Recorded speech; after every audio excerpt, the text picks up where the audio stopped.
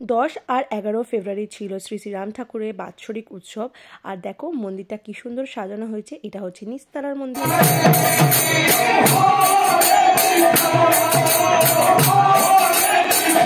তো এদিকে দেখতেই পারলে যে কীর্তন চলছে আর নিচের তলার মন্দিরটা খুব সুন্দর করে সাজানো হয়েছে।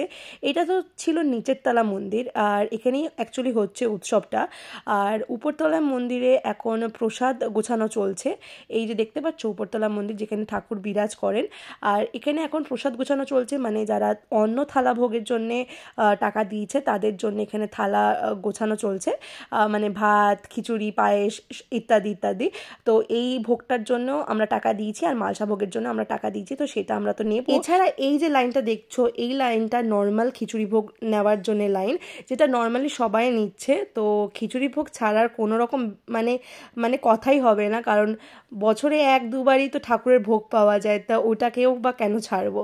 তো এই যে থালা ভোগটা দেখতে পাচ্ছ এখানে রয়েছে ভাত, খিচুড়ি, ডাল, পায়েস, চাটনি, 2-3 রকমের তরকারি, মিষ্টি, অনেক অনেক কিছু ছিল। আর এটা হচ্ছে নর্মাল খিচুড়ি ভোগ যেটা সবাই নিচ্ছিল। অ্যান্ড এটা হচ্ছে মালসা ভোগ।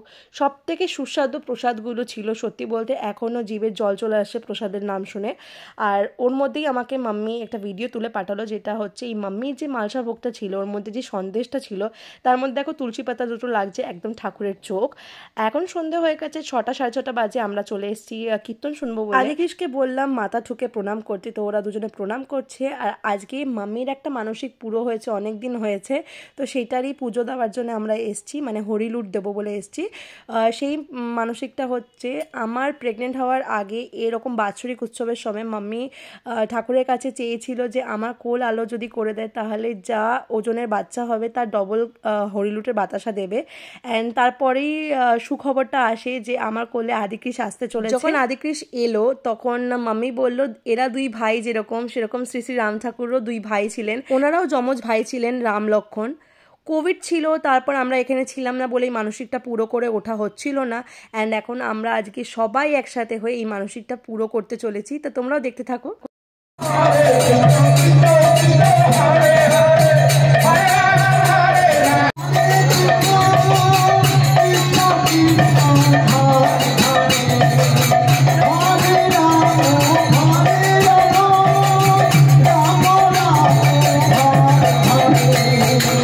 তো দেখো মাম্মি এসে গেছে বাতাসা নিয়ে, কিন্তু আদিকৃষ্ণ বুঝতে পারেনি যে মাম্মি এসে। তারপর আমার বর দেখিয়ে দিল, দেখো দিদান এসে গেছে।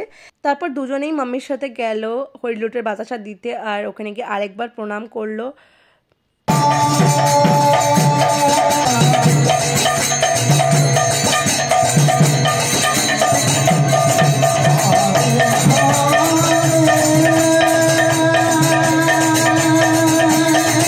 ইতিমধ্যে মাম্মামের ব্যাগের চেনটাও কেটে গেছে, তো মাম্মাম এদিকে ব্যাগের চেন লাগানোর চেষ্টা করছে, ওদিকে বর বসে রয়েছে। আর এদিকে আদিকে দেখো মেন কীর্তন দলের সাথে গিয়ে কীর্তন করে আসলো। ওর খুবই ভালো লাগছিল যে কীর্তন করতে, আর ও মেনলি মাইকে বলতে চাইছিল, বাট সেটা ও বলতে পারেনি।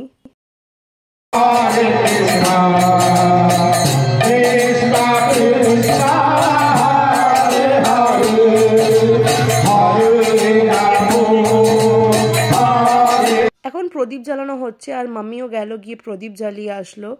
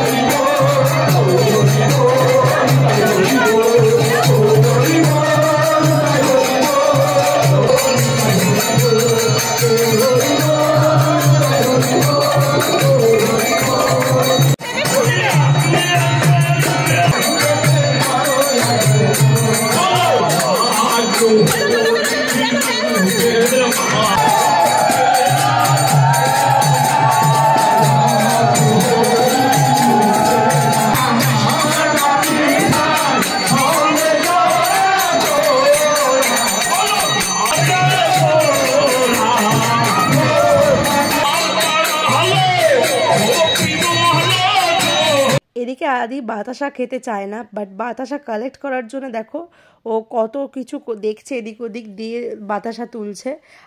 আর কৃষু তো নিজের মতন একটা বাতাসা পেয়ে গেছে, ওর তো খুবই ভালো। মাম্মামও কিছু কালেক্ট করতে পেরেছে, আর আমিও কিছু ফাইনালি কালেক্ট করতে পেরেছি। আর এখন ফাইনালি হচ্ছে সিঁদুর খেলা। সব কিছু শেষ হতে হতে 9:30 বেজে গেছিলো। সিঁদুর খেলা শেষ হওয়ার পর সবাই সিনি নেওয়ার জন্য লাইনে দাঁড়াবে, বাট আমি আর আদিকৃষকে নিয়ে দাঁড়াতে পারিনি, কারণ আদিকৃষের ঘুমও পেয়ে গেছিলো, যেহেতু ওরা দুপুরে ঘুমায়নি। আর এদিকে দেখো মাম্মি কীর্তন শুনতে আর কীর্তনে নাচ করতে খুবই ভালো লাগে, তো মাম্মি এখানে ডান্স করছে। আমি দেখো কৃষুকে বলছি যে ওঠো, আমরা এক্ষুনি বাড়ি চলে যাব। আর ওদের দুজনের খিদেও পেয়েছিল খুব, তাই জন্যে। আর চলো আজকের জন্য এইটুকুই, দেখা হচ্ছে খুব শিগগির আরেকটা ভ্লগে।